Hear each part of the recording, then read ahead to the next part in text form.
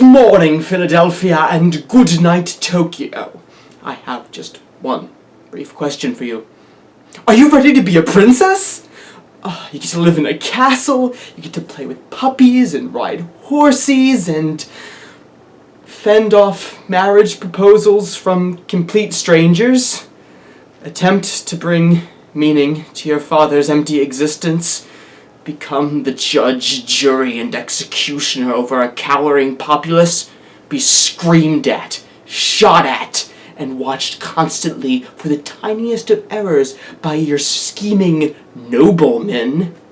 Are you ready to combine the skill sets of Martha Stewart, Pope Francis, Darth Vader, and a doggone good used car salesman to get done what needs to get done in this kingdom?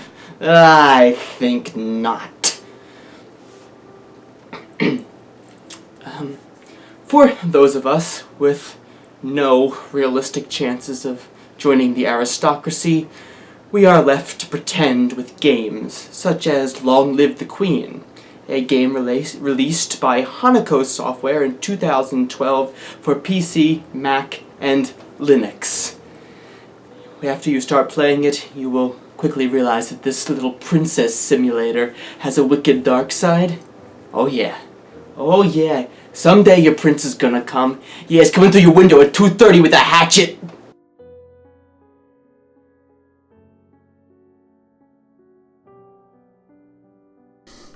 Now, I feel like calling the story of Long Live the Queen is not quite do it justice. I would describe it more as a seed. The seed is one that's almost reminiscent of one from a gothic novel.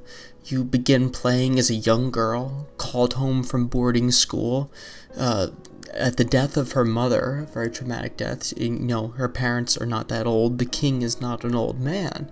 So her father is very depressed, and when she comes home, she must try to fill the shoes of her mother. She must try to become the next queen. And that in of itself is a fantastic seed for a story. But the real story begins when you start playing the game. And it's like a choose-your-own-adventure. There are constantly changing scenarios with dozens, if not hundreds and hundreds of answers to each different question. I mean, I'm probably exaggerating there. Actually, I know I'm exaggerating. But you can go in countless different directions based on the chains of answers that you choose. There is every single decision is meaningful. Each one of them leads to another thing. For example, if you choose to spend extra money out of the treasury, you're not going to have it farther on down the road. It's things like that that make this very interesting. The narrative is ongoing. The character of Elodie is developed by your decisions. The characters around her are interesting, whether it's Juliana or Charlotte or the king, or even the dead mother to some extent. These characters, they all exist within this world. They all have their own sets of relationships. There are all these nobles out there who are having their own conflicts and their own problems and relationships between them, and you get to see just parts of that. It's very realistic in that way. This game is quite effective at active storytelling through the player. The story may, seem very simple, and it is very simple when it starts, but it uses that seed to grow up into a tree, and that tree has so many snaking, forking branches that it just draws you into it, and it's done very, very well.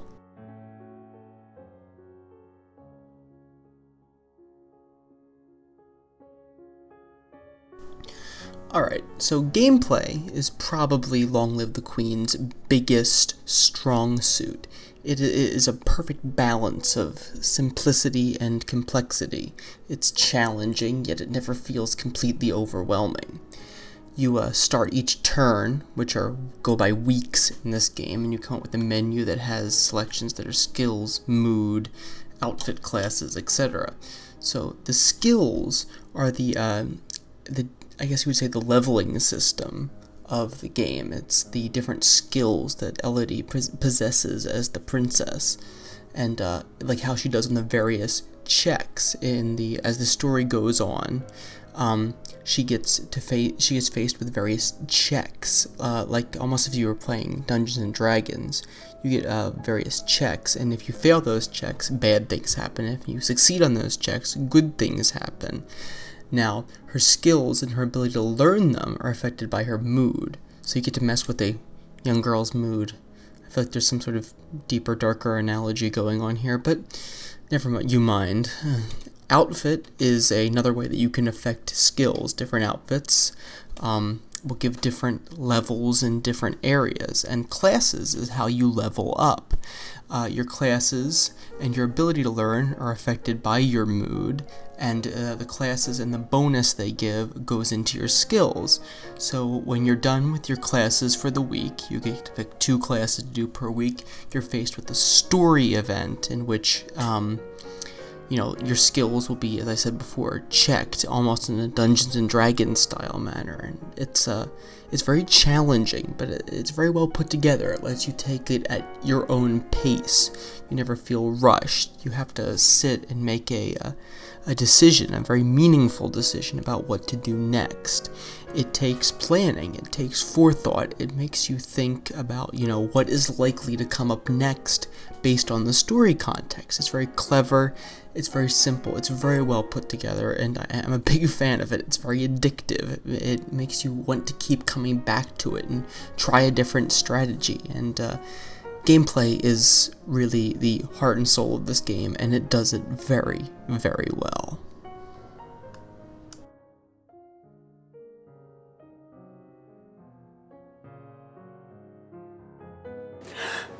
You click on stuff.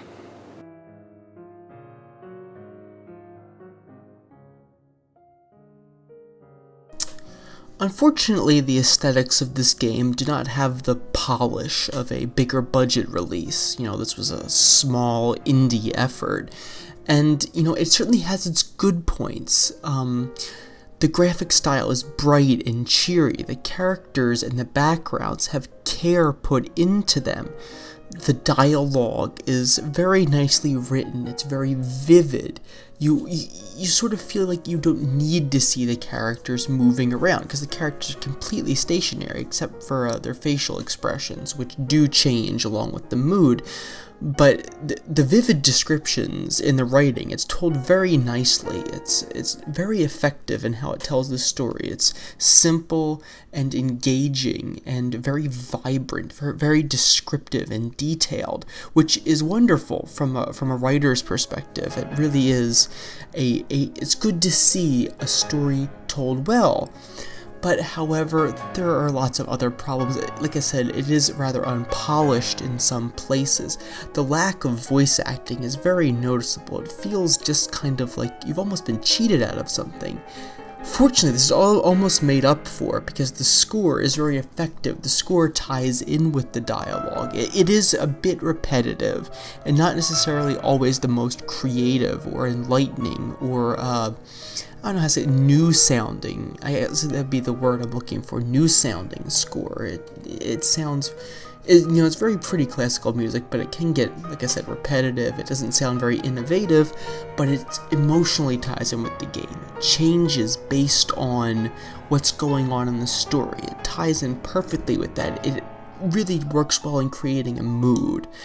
So, the aesthetics may be a little hit or miss, and some people will find them more miss than hit, and I happen to find them a little bit more hit than miss, but, that might just be me. But the aesthetics are not this game's strongest suit, but I don't find them to be a weakness. Long Live the Queen is not a game for everyone. It's not the next big AAA title with the most frames per second and the quickest combat system. This is a game that is very simple. It's very basic. But its brilliance is because of its simplicity, not in spite of it. Sometimes more is just more. This game does not need some convoluted combat system or crazy beautiful graphics. It's not an aesthetic wonder, but this game has it where it counts. It connects with the player. It draws you in. It's simple enough to be understandable and not intimidating, but it also is complex enough to keep you thinking, force you to think about what the ramifications of your decisions will be in the future. The decisions interconnect. You are the master of your own fate in this game. You are shaping the world around you. All the things that happen because of you and your decisions. The player is in charge.